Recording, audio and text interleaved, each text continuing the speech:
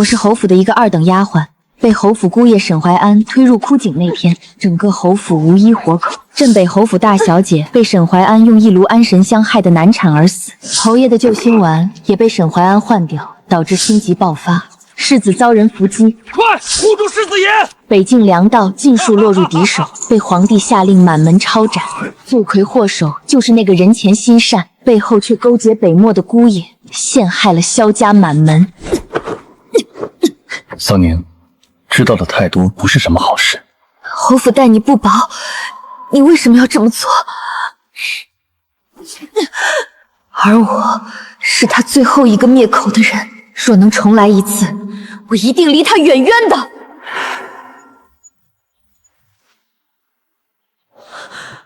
桑宁，你耳朵聋了吗？把包袱打开！我这是重生了，回到了侯府败亡前。沈怀安为了树立威信，污蔑丫鬟们偷东西的这一天。沈怀安前世灭了萧氏满门，现在的温顺模样全是装的。我并非疑心诸位，查清楚也是为了还大家清白。若与你们无关，自然不会有人为难。装什么好人？你自己把玉佩藏在暖榻右边的夹层里，不过是想借着搜查玉佩，清走几个不肯听你摆布的丫鬟，杀鸡儆猴，树立你姑爷的威严罢了。令仪，怎么了？刚才是谁在说话？没有人说话呀。周伯，去暖榻那里再搜一遍。祖母，暖榻已经找过了。我说再找一遍。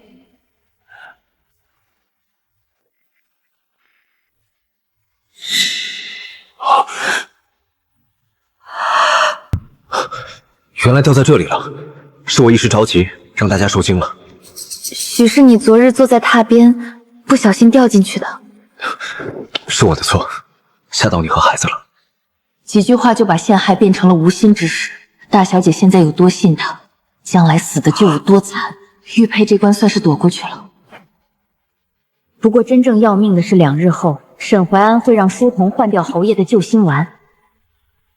祖母，外头尚有俗物要料理，孙婿先告退。都先退下吧。奴婢告退。我得离沈怀安远远的，攒够赎身银子后，尽快离开侯府，免得再被他害死。那声音，你们也听见了？是那个叫桑宁的丫鬟的心声。月欠300文，赎身要30两。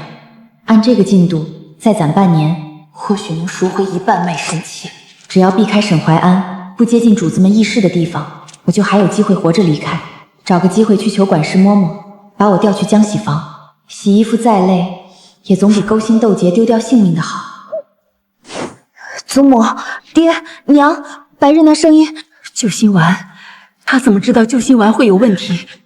而且他白日在心里说，是沈怀安让书童换的。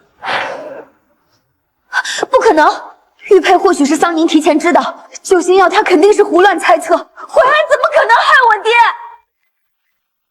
是不是猜测，验过便知。把侯爷真正的救心丸收好，另放一盒外形相同的普通药在药房，所有进药房的人一律登记，不阻拦也不声张。母亲是要引蛇出洞，我倒要看看谁敢动那盒药。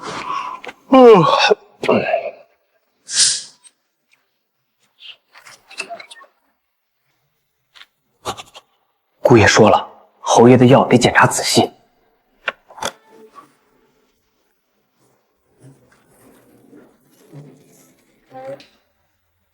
唉，还好没被人发现。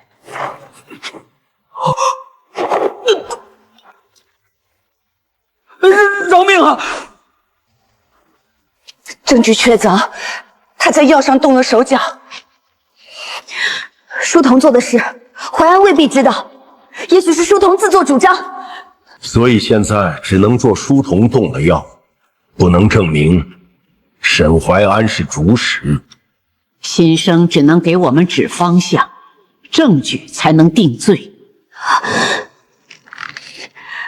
所以我们不能打草惊蛇，看看他接下来怎么演他的孝子戏。我倒要看看他还能装到几时。岳父救急反复，实在令人忧心。岳父，听闻您救急反复，小婿心如刀绞。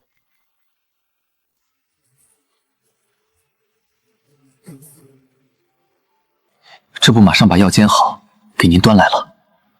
您不说这是药，我还以为这是一碗刷锅水呢，一点药味都没有。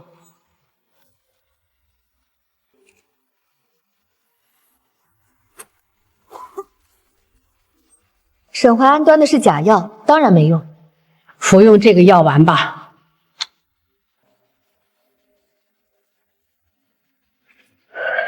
岳父，你感觉好了？好多了。岳父定是平日操持事务太辛苦，若不嫌弃，往后药房和府中账目，我也可以替您多盯着些。好家伙，药没换成，手倒先伸过来了，这算盘打得啪啪响。岳父，边关账目繁杂，您现在不宜操劳。小婿已拟好代查文书，只核账目，不碰兵权，绝不牟利。就是这份，第9页第20条才是坑。签了之后，代查之人就能调阅军屯仓储、运粮路线和合作社户名册。表面查账，实际是把侯府粮道送进他嘴里。军粮无小事，得一条一条审。韩先生，拿去细查。祖母，这只是府内代查文书，不必如此正式吧？正因为是自家人，才更要写清规矩，免得日后出了差错，碍于自家人的情分不好处理。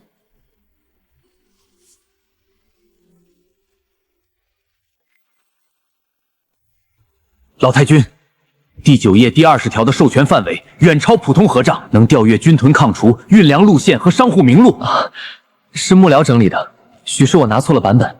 玉佩是不小心掉的，药是书童擅自动的，文书是幕僚拿错的，反正你沈怀安永远清白。保险起见，军粮之事你暂时不要插手。是，小婿遵命。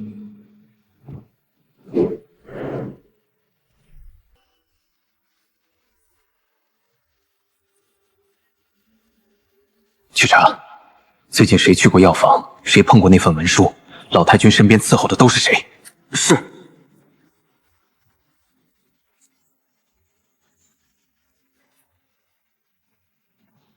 姑爷，查清楚了，药房登记、文书审阅时都有同一个人在场。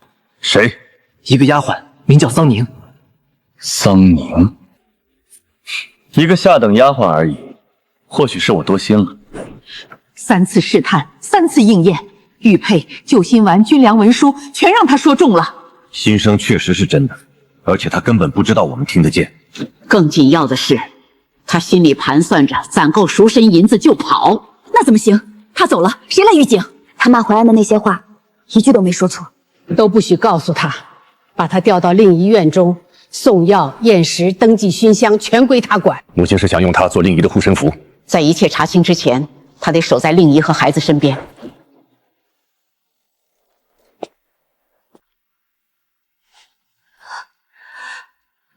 奴婢桑宁给老太君请安。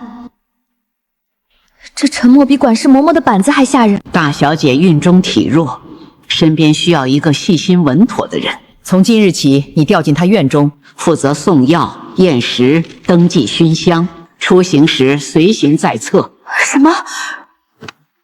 奴婢遵命。我只想离沈怀安远一点，怎么还被调到他眼皮底下了？老太君若看我不顺眼，可以直说，何必让我去送命？安心做事，出了问题，自有人替你做主。你就是祖母新调采的人。奴婢桑宁见过姑爷，见过大小姐。既是祖母选的人，想必值得信任。值得信任？前世你也是用这4个字把我骗进旧军当阁，让我替你翻找旧档，用完就把我赶去杂役房，最后掐着脖子扔进井里。桑宁，你值得信任。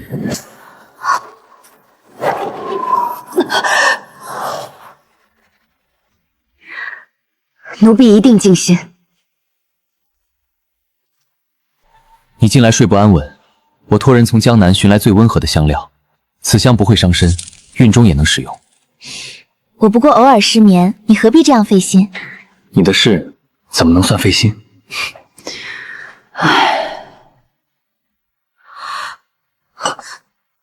这个味道，我到死都不会忘。运中锤损太重，大人和孩子都保不住了。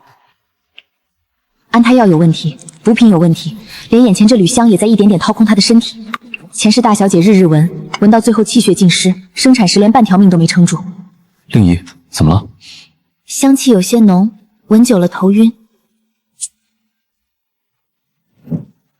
怪我考虑不周。若不是死过一次，谁会怀疑这样一个温柔顺从的人？桑宁，去廊下取新沏的雨前茶。是。劳烦姑爷去库房拿一碟蜜饯来，令姨孕吐饭了想吃。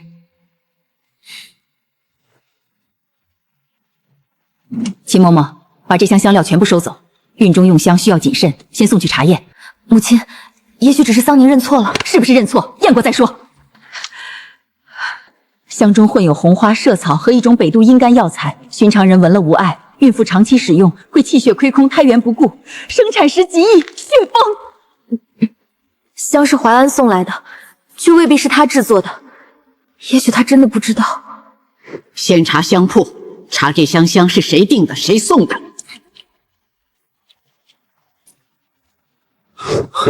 是我没有查清楚，险些害了你和孩子。令姨，你若有半分损伤，我这一生都不会原谅自己。又是别人弄错，怎么全天下的错都长着腿往沈淮安身边跑，他自己倒永远干净。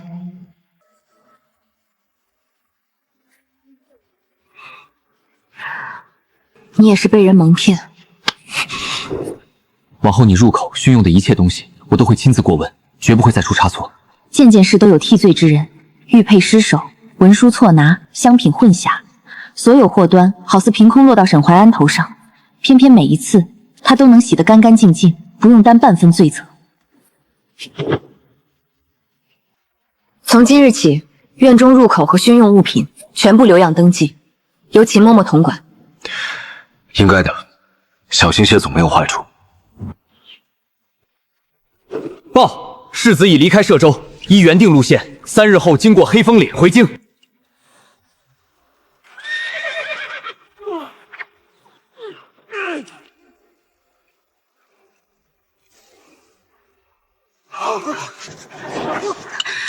不能走黑风岭，前世世子就是在那里遇伏，再不改道就来不及了。我刚收到了隐秘军报，现在即刻派亲信从西域出城送一封信，不走军中驿站，不用侯府明面上的人。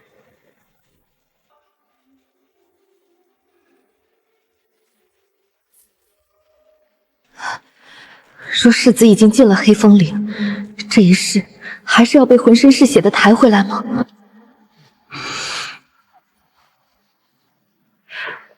桑宁，你的脚烫伤了，先去上药。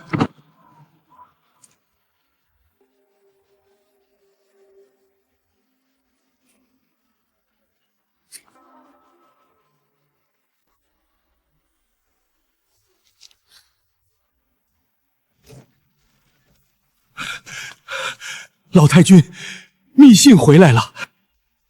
世子于黑风岭前收到警告，临时改走青霞，为继续回京，反向包围黑风岭，抓获一名受伤刺客。刺客持北漠制式箭头，随身搜出京城绘制路线图。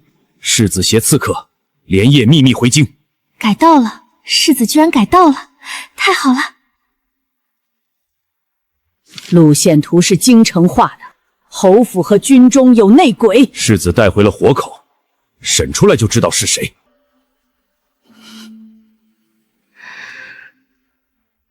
至少这一次，世子没有身中3箭被人抬回来了。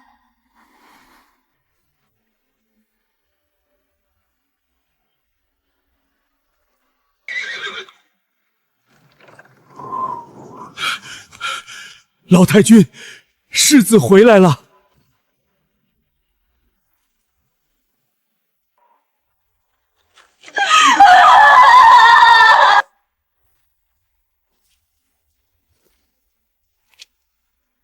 活着就好。这一次不是被人抬进来的，他是自己走进来的。祖母、父亲、母亲，成军回来了。快起来！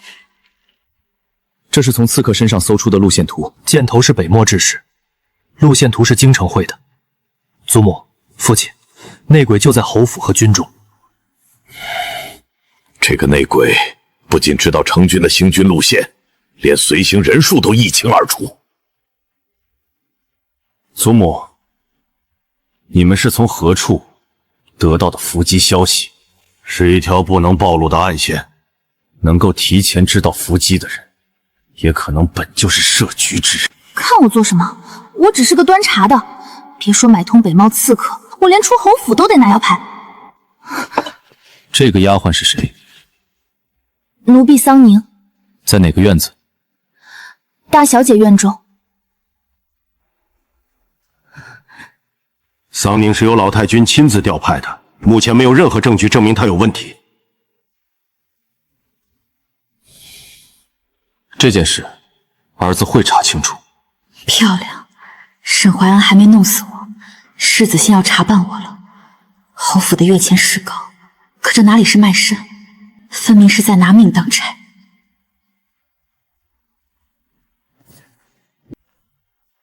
夫人，大小姐，姑爷说大小姐近来身子重，亲自寻了补气方子，让厨房炖了一种补身汤。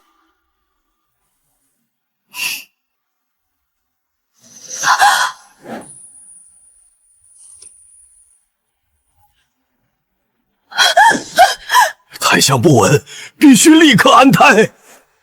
不能喝，这碗汤里有活血药，大小姐喝下去便会见红。先别喝，夫人，这是姑爷亲自寻来的补方。正因为是补方，才要验清楚。秦嬷嬷，刘亮送验。大小姐又要替他找理由了，一次可以是意外，2次可以是巧合，可每次出错，为什么要死的都是他和孩子？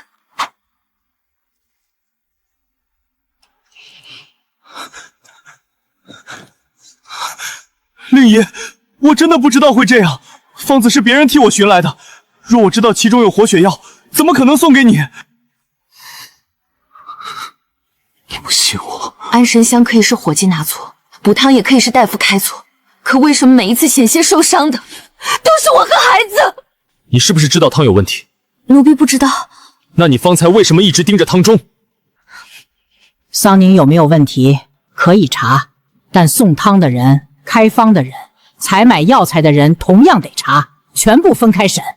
祖母，你既说自己不知情，便更该查清是谁你的手谋害令仪，好为你洗清冤屈。岳父说的是，宋汤胡子一口咬定只是奉命行案，问什么都说不知道。开方的大夫怎样？人不见了，铺子关了，住处也空了，线索又断了。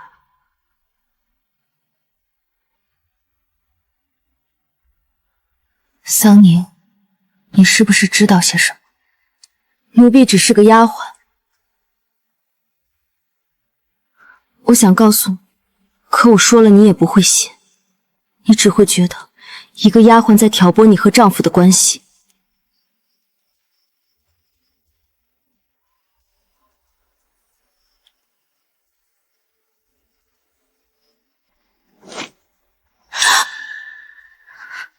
他开始盯我了。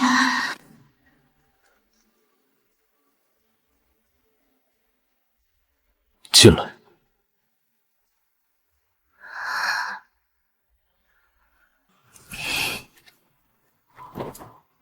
黑风岭和补汤的消息都与你有关，对不对？不是。你在撒谎。世子既然认定了是我，又何必召我来问？因为怀疑不是证据，我只想知道你究竟站在哪一边。前世没有人问过我站在哪一边，他们只因我看见了不该看的东西，便决定让我永远闭嘴。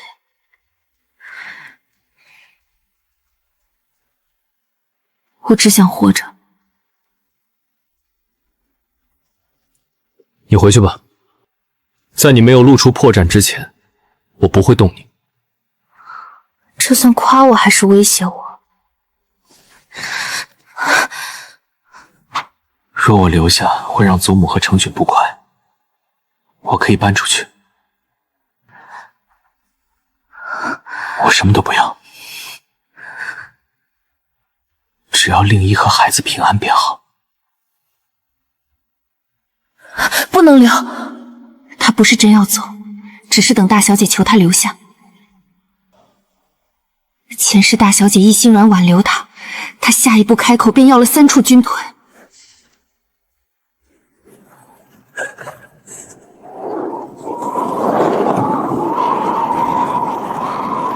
谁控制军屯，谁就知道粮食存在哪里，何时运往边关。那不是家产，是侯府的命。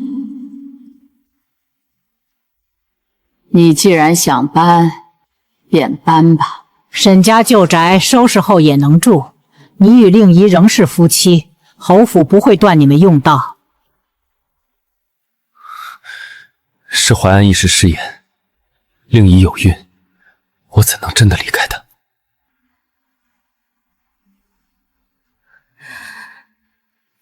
你看，他根本不想走，他要的从来不是搬出去，是让你心软，然后让他留下拿东西。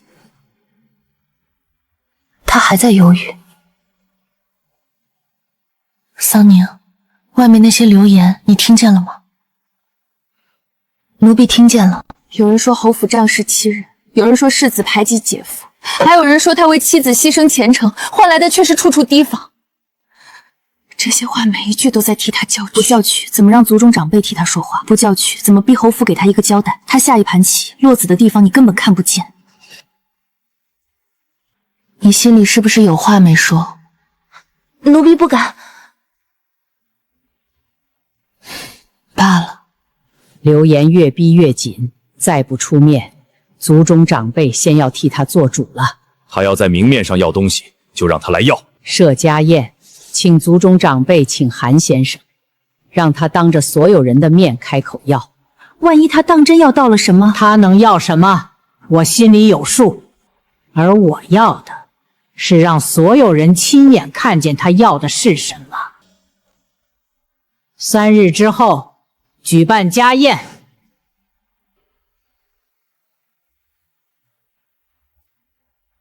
淮安与令仪成婚多年，也是萧家人，总不能让他一直没有着落。他出身寒门，平日处处谨慎，给他一份保障也是应该的。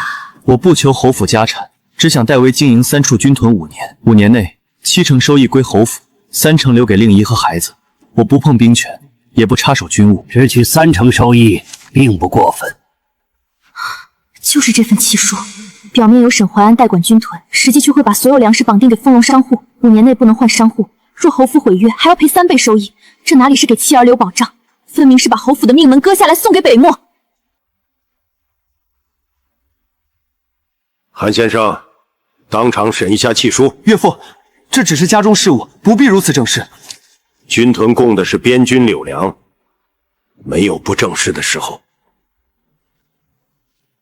契书第4条注明，3处军屯须与丰隆商号签订独家公粮契，丰隆商号有权决定收粮价格、储粮地点和运送时间。5年内侯府不得终止合作，否则需赔付3倍收益。丰宏商号常年往来北地，3年前还因私运铁器被查，你为何把侯府军屯交给他们？我不知道，契书是朋友介绍的人拟的，我只想给令仪和孩子留一份保障。哪个朋友？只是普通朋友。姓名？我不便透露他的名字。你连名字都不敢说，却敢拿他你的契书来要侯府军屯。成军，你回来以后，侯府便处处防我，可我从未想过与你争什么。契书是你拿的，军屯是你要的，丰隆商会也写在你的契书里。如今出了问题，你却怪我回府。姐夫，你一个大男人，委屈倒比道理还多。令爷，连你也不信我？如果只是为了我和孩子，宅子、田庄和银钱都可以作为保障，为什么偏偏要军屯？我只是想证明自己能替侯府分忧。军屯不是用来证明自己能替侯府分忧的，也不是用来证明我爱不爱你的。契书作废，即日起收回沈怀安接触军屯、粮道、库房和军务账册的所有权限。岳父说的是。桑宁，姑爷有何吩咐？近来令仪身边，多亏你照顾，奴婢分内之事，往后也要继续尽心。奴婢省得。他开始怀疑我了。前世的沈怀安一旦开始怀疑一个人，那个人就活不过7天。沈怀安自己拿不到军粮底金，便会让内鬼替他拿。前世军粮主事赵全把禅一支藏在算出匣的甲底里，趁合账时抄走粮价仓储和粮道节点。这一次，他恐怕会提前动手。赵全，查这个名字。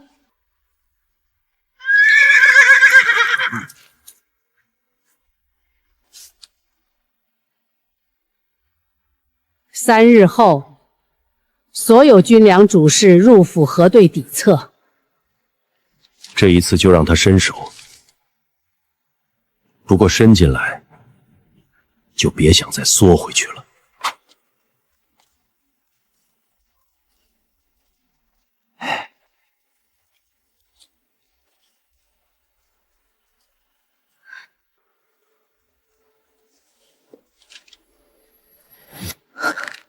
就是他，算出匣底下藏着禅逸轩和细炭笔，只要让他进入军议厅，他就会趁合账时抄走粮价和粮道节点。见过老太君、侯爷。匣中装的什么？都是合账所用的算处和草纸。今日的军议改去小议厅，诸位先去偏厅候着，所有随身物品都要登记。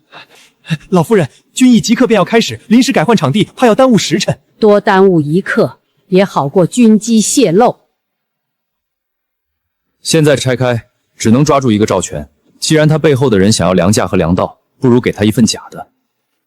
抓一个内鬼，只能断一条线，让他把假消息送出去，才能把接头的人一起拖出来。他会把消息送到丰隆商后，再送进沈怀安手里。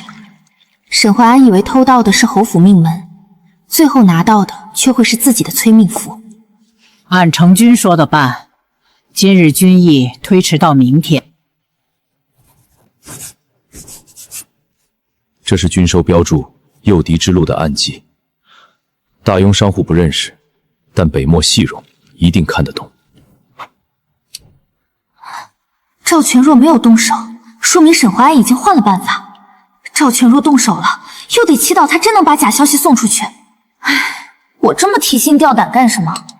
又不涨1文月钱。周伯，老奴在。这个月给桑宁多记200文跑腿钱。近日你2处奔跑，按规矩该补。老太君虽然严厉，算钱倒是公道。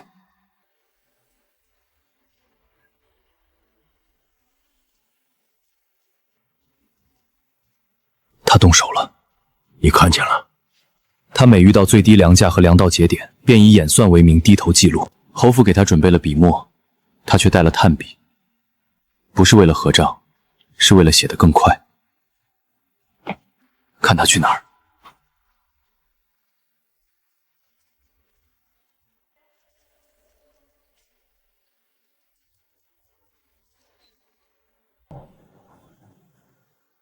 是丰隆商号的铺子，继续跟。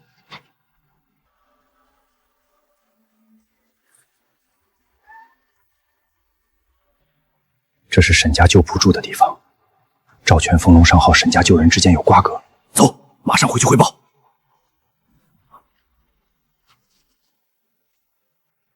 3条线，全都指向沈怀安。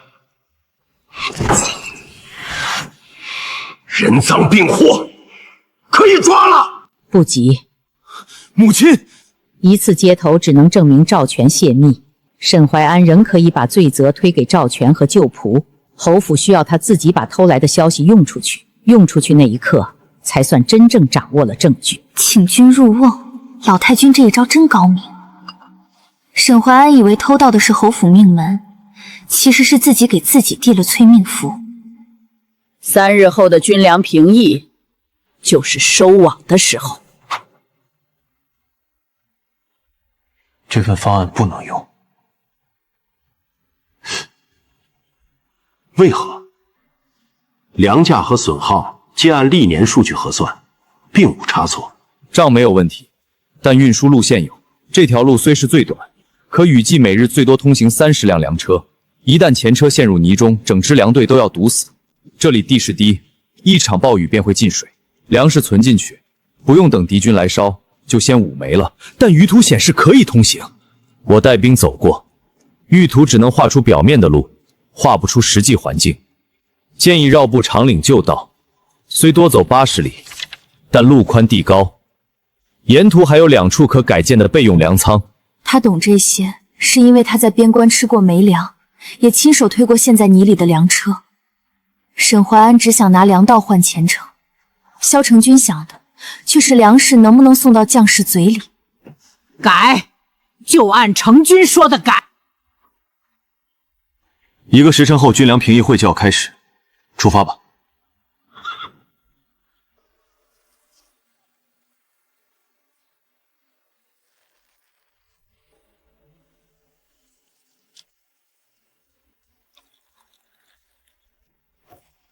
北境3万将士半年口粮，今日议价议录，各家先报方案。丰隆商号报价，每担粮价低于市价半成。走东侧旧道，避开石门谷，10日内可首批运抵。石门谷，他特意说了避开石门谷。石门谷是甲底侧里参储地，还带着军中诱敌之路的暗记，普通商户根本不该特意避开，除非有人看懂了那个符号。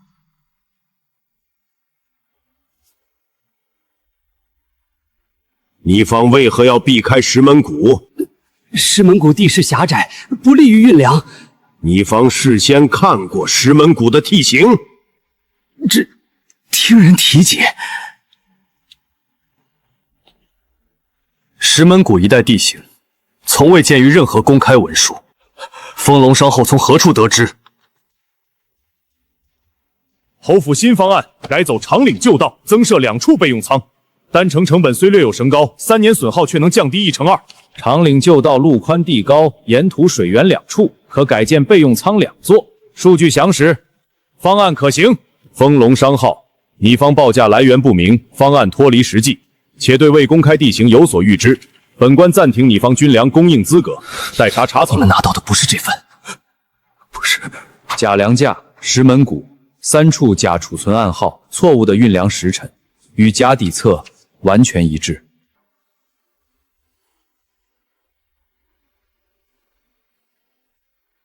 赵全呢？已在控制中，人证物证俱全，跑不了。3条线。赵全、丰隆商后、沈家旧仆全部连上沈怀安，但赵全咬死是自作主张，不肯供出主使。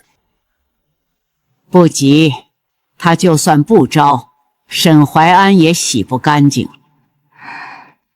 这一局总算赢了，玉佩、救心药、军屯、军粮，沈怀安4局全输，该消停了吧？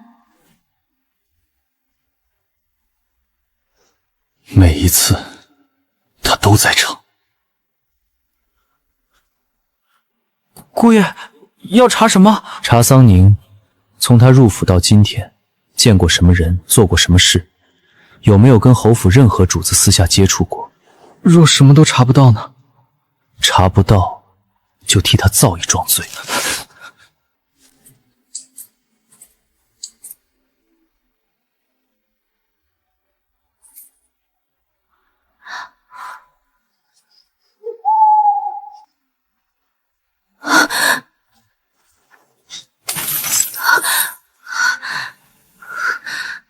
这个场面太熟悉了，前世玉佩失窃时也是这样。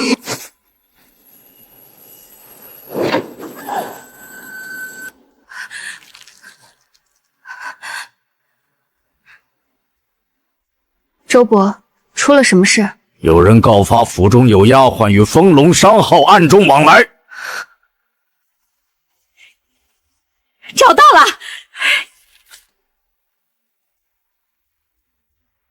这些东西不是我的，我说的是真的，这些信和银票都不是我的。可东西就是从你床下搜出来的。她一个内宅丫鬟，怎么总往药房、书房和军艺厅跑？每次出事都有她，确实太巧了。桑宁，我本不愿相信是你，可证物从你房中搜出，你总要给侯府一个解释。是姑爷让人搜的。有人将证据送到我手中，说侯府的内鬼不止赵全一人。我担心令仪和孩子，只能将此事禀明岳父。他把蓄意栽赃说成了保护妻儿，信上写的全是我知道的事，银票又从我房里搜出来，只要他们认定我是内鬼，我连解释的机会都没有。我是不是又要像前世一样，带着根本不属于自己的罪名去死？告发桑宁的人是谁？从前在侯府做事的孙嬷嬷，她在城西纸墨铺附近看见桑宁与一名男子接头。老奴亲眼看见桑宁从纸墨铺伙计手中接过布包，他还常在夜里出入药房、书房和军艺房。一个丫鬟总往机密之地跑，不是奸细是什么？你何时看见我去了纸墨铺？上月17申时左右。那日大小姐胎相不稳，我整日都在她院中，秦嬷嬷和院中所有人都能作证。也可能是16或是18，老奴年纪大，哪记得那么清楚？连日期都记不清，却记得我接过布包。他可能记错日期，可你确实去过药房、书房和军艺厅，每件事单独看都能解释，可全发生在你一个人身上，未免太巧了。这些只是抄借，什么意思？字迹可以模仿，书信也能伪造，仅凭几张纸，证明不了是桑宁写的。程云，此事关系侯府安危，你不能因为想护着他，便轻轻接过。谁说我要接过？纸从哪里来，墨在哪里买，银票由谁兑出，都有迹可查。拿这几封信逼他认罪，不叫查案，叫定罪。程君，你若觉得证据不足，大可再查，但东西从他房中搜出，这是事实。韩先生，当场验验这些书信。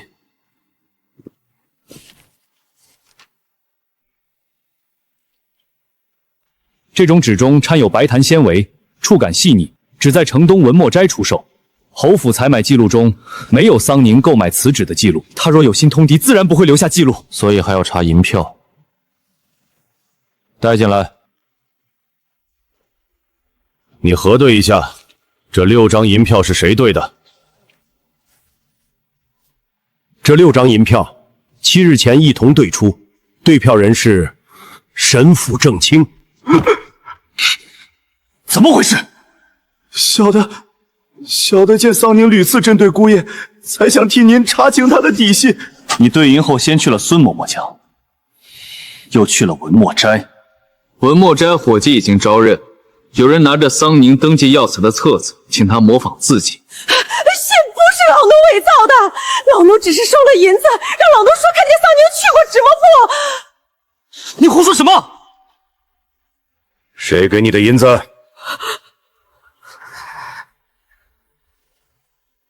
所以姑爷不是在查我，你是想给我定罪？放肆！谁准你这样同主子说话？他说错了吗？淮安，你究竟是在查桑宁，还是想让他死？令仪，你听我解释。别碰我！安神香、补汤、军屯气数，我一次次告诉自己，你只是受人蒙骗，可为什么每一个替你做坏事的人，都是你手底下的人？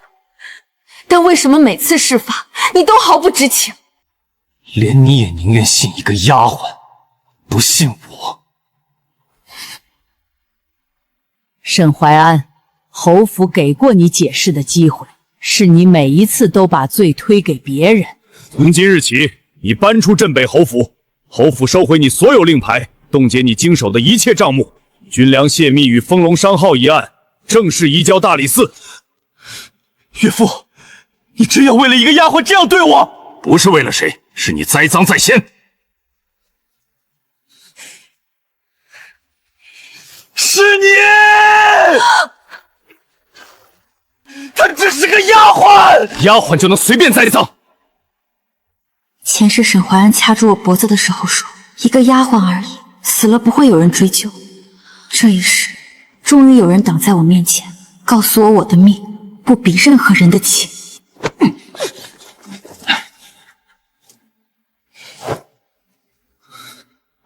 他离开时的眼神里没有认输，只有更深的怨毒。你想走，侯府不会强留，明日周伯会结清月钱，也会将卖身契还给你。但你要记住，不是因为你身份低，便活该被搜污、被怀疑、被拿来顶罪。我知道这个道理，可真落到自己身上，还是会怕他们不查，怕他们觉得一个丫鬟而已。正常，你今晚不必匆忙决定。你若离开，侯府给你良级和补偿；你若留下，也会有一份正式的交代，不是一句误会便算了。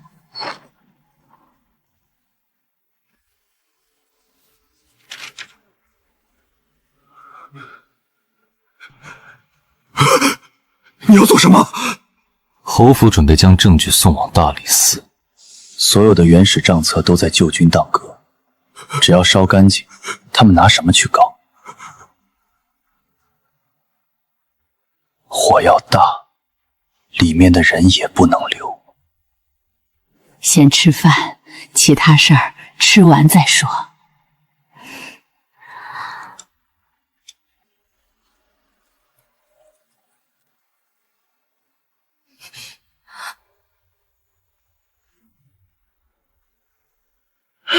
第三世，先后留下的军粮账册还在第三世。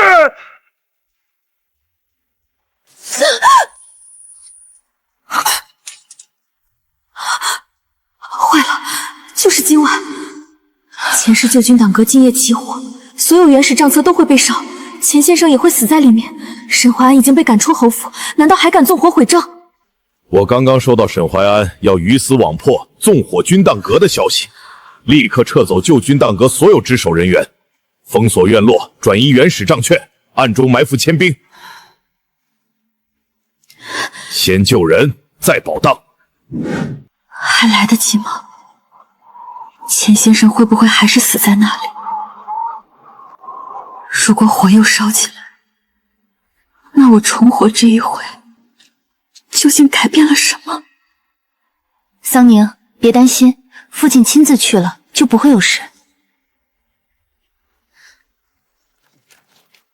老太君，纵火之人已经抓获。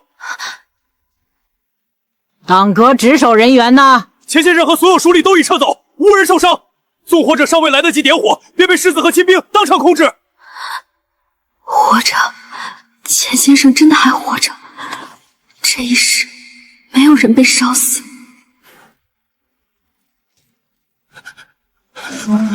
老奴没事，只是当阁不能没人守着。方才老奴还想留下。命比纸重要，档案烧了可以重查，人死了便再也救不回来。前世所有人都夸他忠烈，这一世终于不必用命来证明忠心。我只是走错了地方。走错地方，需要带着火油和党阁布局图。谁指使你的？是沈怀安，他让我烧掉第3间当室，事成之后再给我5000两，还送我出京。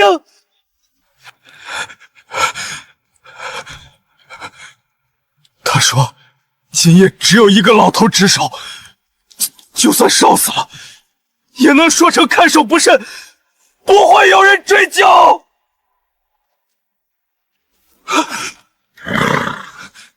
沈怀安，你等的那场火没有烧起来。纵火与我无关，我是侯府姑爷，你们不能只凭一个外人的口岸抓我。银票、火油，当阁布局图，还有你与风龙商后的往来，大理寺都会查。若你清白，自会还你清白。你们为什么能提前知道？又是桑宁，对不对？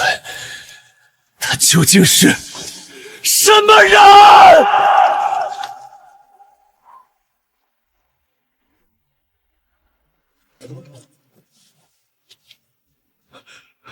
是沈怀安找到小人，许了小人500两和出京的路子，让小人趁合账时抄走粮价和粮道节点。安神香和补汤的方子都是姑爷给小人的。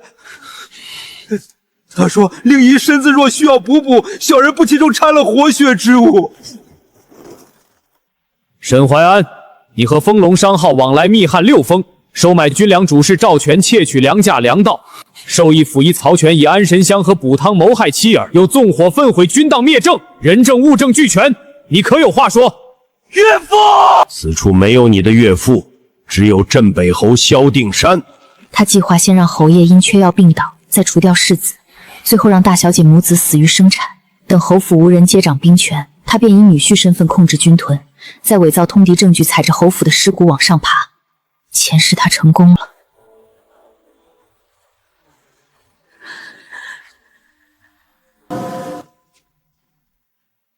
这一世他没有。前世大小姐就是在这天血崩的，一床又一床的被褥被血湿透，府医跪在门口说大人和孩子都保不住。恭喜，是个小公子，母子平安。活着就好，大小姐和孩子都活着，侯爷、世子、钱先生也都活着。这一世，所有本该死去的人全都活下来了。令爷，这是和离书。令爷，我做这一切都是为了你和孩子。你说的为了我们，是让我死在产房里，让孩子不能出生，再踩着侯府的尸骨换你的前程吗？从今以后，你的生死与我无关。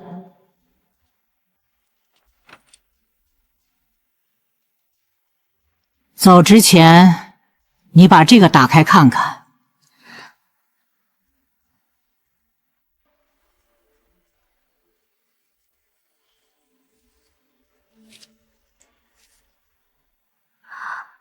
放弃，从今日起，我不再是奴婢，也不属于任何人。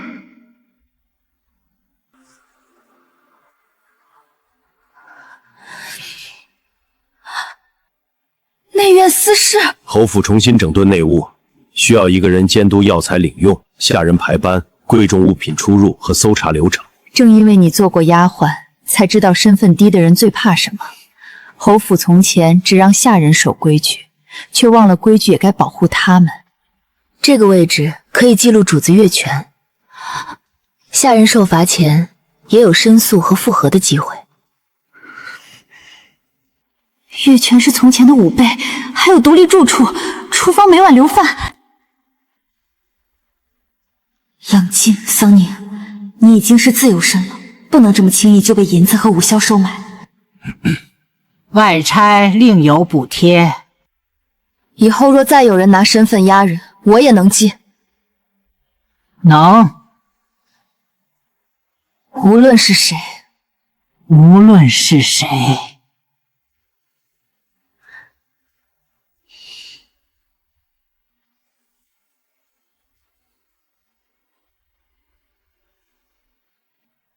那我试试。从前我以为这一世最好的结局就是攒够银子逃到一个没人认识我的地方，没想到最后留住我的不是银子，而是一份盖了印的清白。侯府保住了，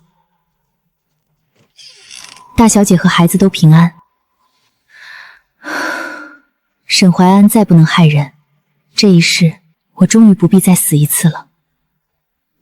哟，桑姑娘这么早就巡查了。嬷嬷好。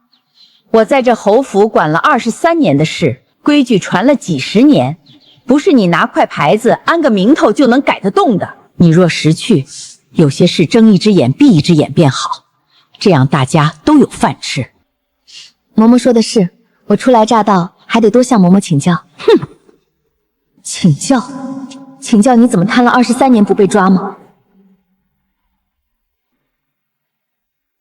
我来查看近3年的物资进出册，正在盘点，不方便翻动。大约什么时候方便？说不好，近来杂事多。那我明日再来。前世这个库房管事和管事嬷嬷是一条绳上的妈呀。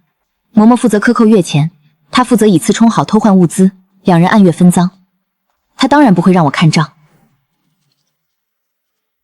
哎呦，手滑了，桑姑娘恕罪，实在不是故意的。这活粗糙，溅到姑娘身上了。无碍。管事嬷嬷动作真快，我才上任1个时辰，就开始给我下马威了。嬷嬷，我想看这个月的月钱发放明细。这个月的还没造好呢，你先看看上季度的吧。嬷嬷，这是3个月前的。近来事多，新表还没誊录完，你先凑合看着，等造好了，我差人给你送去。3个月前的旧表，数目自然早就对平了。真正有问题的近3个月账目，他死也不会给我看。管事嬷嬷每月至少克扣下人月钱30%，多出来的银子3人按比例分，他拿大头，库房管事拿中份，厨房老妈子拿小份。前世这3人联手吞了侯府10几年的银子，连沈怀安买通内应时，走的都是嬷嬷的路子。周伯，老奴在。暗中调取库房近3年所有物资进出的底册原件，不走管事嬷嬷那条线，直接从账房旧档里找存底。老奴明白。你往他跟前的扣什么？管事嬷嬷说了，谁搭理他，谁就是跟嬷嬷过不去。前世我在侯府做了几年丫鬟，从来没有哪一天比今天更难过。以前被搜身，被罚跪，至少还有几个丫鬟私下递碗热水。现在我有了这块木牌，反而一个人都不肯靠近了。库房的药材至少有1/3被换成了劣等货。前世萧令遗产后调养，用的就是这批以次充好的药。明明该3个月就好的身子，拖了整整1年。大小姐还以为是自己体虚，根本不知道吃下去的药全是空壳子。周伯，底册调出来了吗？回老太君，账房旧档中的存底已经全部取出，送至韩先生处比对。好，让韩先生逐页对照，库房现存的底册和账房旧档有任何出入，都一条条列出来。那丫头今天来要账册了，我没给她看。不给看也撑不了几天，主子们若直接调地，怎么办？那就重新誊一份干净的，把有问题的几页替换掉，数目对得上就行。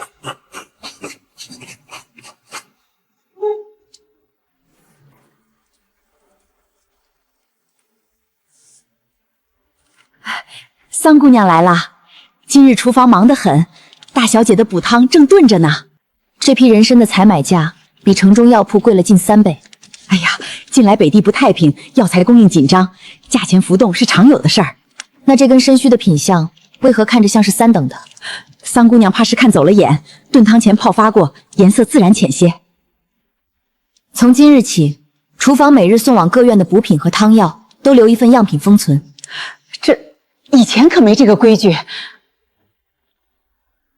现在有了。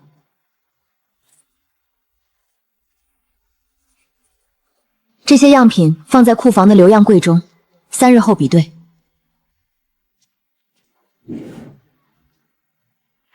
桑姑娘啊，我是过来人，好心劝你一句，厨房的事历来复杂，物价涨跌是常态，你非要流量比对，弄得人心惶惶，反倒不好。我只是按内院司的职责做事。有些事查得太深，不是好事。侯府上上下下几百口人，靠的是一团和气。你把人都得罪光了，往后还怎么做事？嬷嬷放心，我只核对数目，不针对任何人。一团和气。前世侯府上下的和气是用下人的血汗银子堆起来的，你们和气了，底下的人连看病的钱都没有。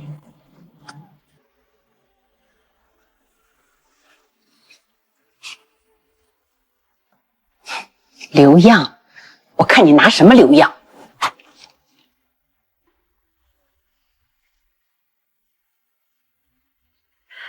三姑娘，怎么了？昨日你封存的样品呢？不见了。瞧瞧，我就说嘛，这留样的法子没人盯着也不管用。你疑心别人有问题，可连自己封的东西都看不住，你让大伙怎么信服你？他自己都管不好，还管我们？怕不是故意弄丢了，好说厨房有问题吧？三姑娘啊，厨房那些都是伺候了10几年的老人，你要信他们。管事嬷嬷和厨房老妈子按月分赃，厨房采买虚报价格，实际买的是最低等的货，差价二人平分，赃银全藏在后厨灶台第2排砖缝里。前世厨房那场大火，砖缝被烧裂后，里面的碎银全滚了出来。当时所有人都忙着救火，没人注意到，可我看见了。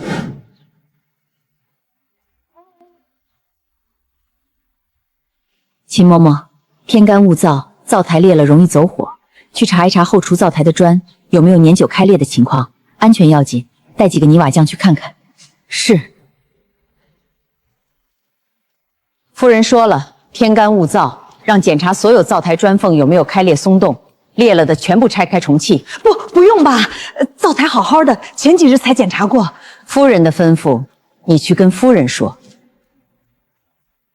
嬷嬷，这排砖确实松了，后面是空的。拆开看看。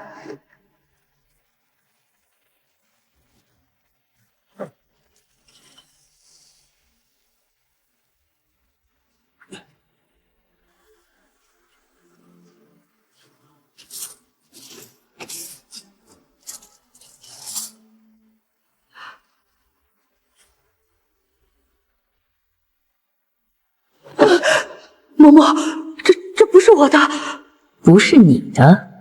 册子上的花押，你认不认？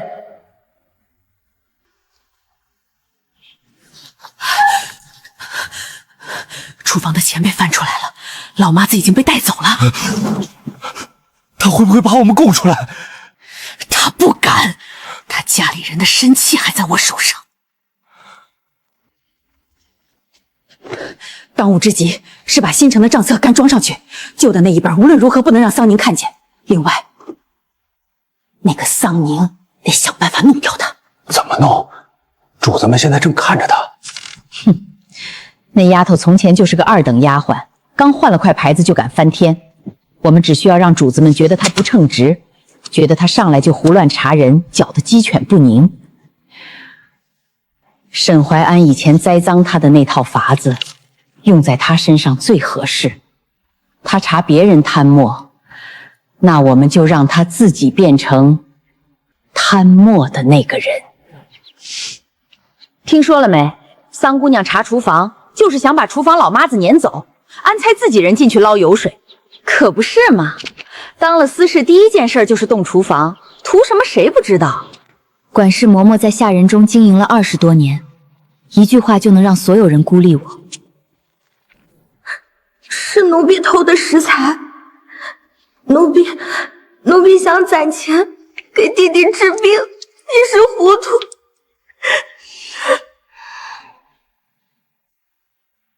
这丫鬟叫阿巧，前世她就是管事嬷嬷手里的一颗棋子，嬷嬷攥着她全家3口人的身契，她不认罪，嬷嬷就把她弟弟卖去北边矿上。12岁的孩子进了矿，活不过3年。三姑娘，人都自己认了，你看这事儿怎么处置？阿巧，你想清楚了吗？是奴婢做的。好，那先记下，容后再议。他不是不想翻供，是不敢。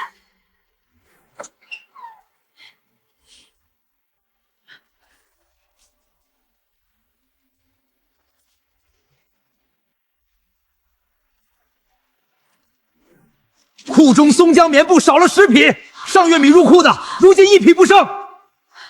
桑姑娘，你别怪我。有人说亲眼看见你前日傍晚去过库房，如今布匹丢了，我不得不来问一声。我没去过库房，可东西确实少了。既然你说没去过，那你不介意我们看看你办事处的桌案吧，免得旁人说闲话。看吧。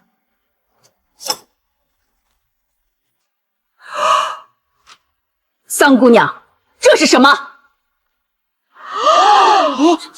他自己查别人贪墨，结果自己手脚最不干净，怪不得刚上任就要翻账本，原来是想浑水摸鱼。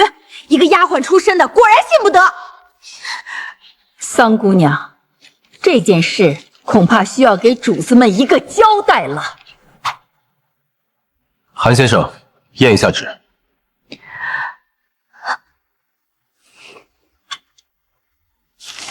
这张领取单所用的纸张是黄麻纸，侯府库房专用。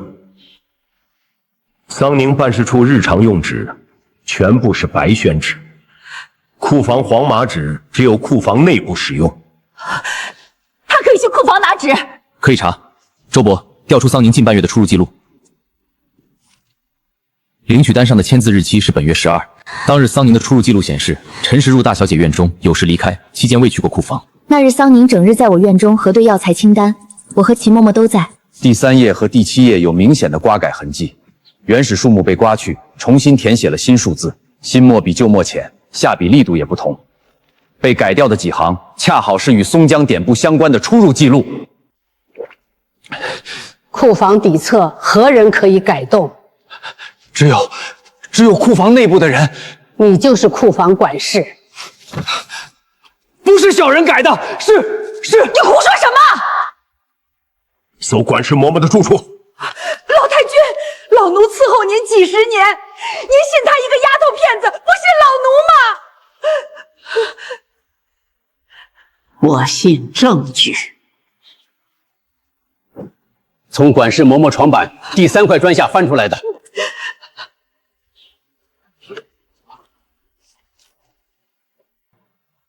这本私账记录了从9年前至今的全部克扣明细，累计克扣下人月钱1600余两。1600两，侯府的下人们被你刮了9年。把阿巧带上来。阿巧，你弟弟的生契在不在管事嬷嬷手里？他说要是我不认，就把弟弟卖去矿上。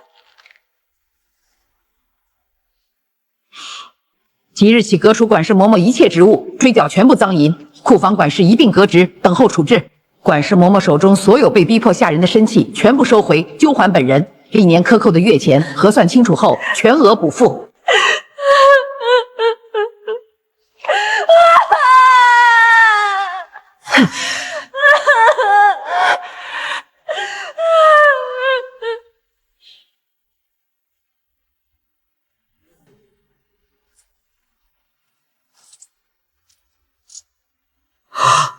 这比我平时拿的多了1倍不止。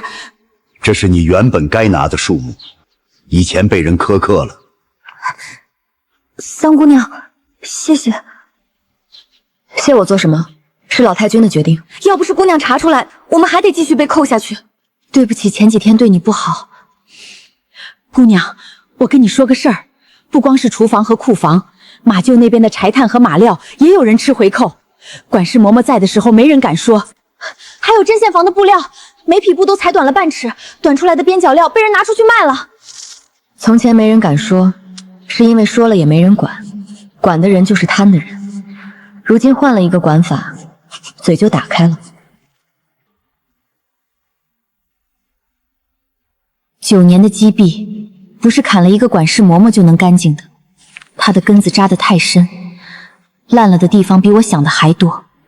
这些都是下人们主动举报的。是，管事嬷嬷被处之后，陆续有人来找奴婢汇报。从药材到柴炭再到马料，上上下下全被蛀空了。怪不得从前查账总觉得钱不够用，原来不是侯府开支大，是被人一层层刮走了。你打算怎么办？奴婢想定几条新规矩。说，第一，今后所有物资领取需双人签字互验，领的人签一份，发的人签一份，2份对照。第二，月钱不再由管事代发，改为每月初1由账房当面逐人发放，本人按手艺确认。可行。第三，下人若受到不公处罚，可向内院司提出申诉，由内院司会同周伯或秦嬷嬷复核，确认处罚是否合规。你要给下人申诉的权利。是，因为从前没有这条路，所以管事嬷嬷才能拿生气威胁人顶罪，谁也不敢吭声。准了。谢老太君。前世侯府上下离心易得，沈怀安靠几十两银子就能买通管事嬷嬷赵全和库房管制，根子就在这些漏洞上。月钱被克扣的人会觉得侯府亏待了自己，被管事拿捏的人会为了保全家人什么都硬干。如果当时有人管这些漏洞，沈怀安未必那么容易安插人手。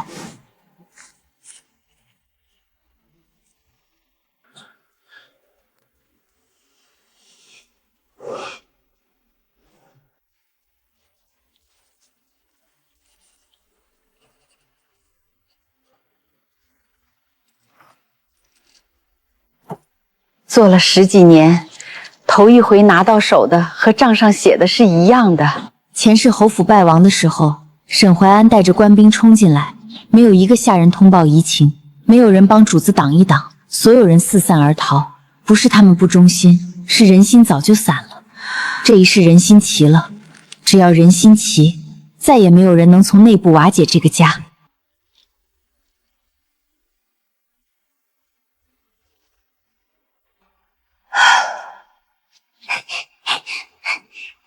桑姑娘，江喜房说今天的被褥全洗好了，请你过目签收。来了。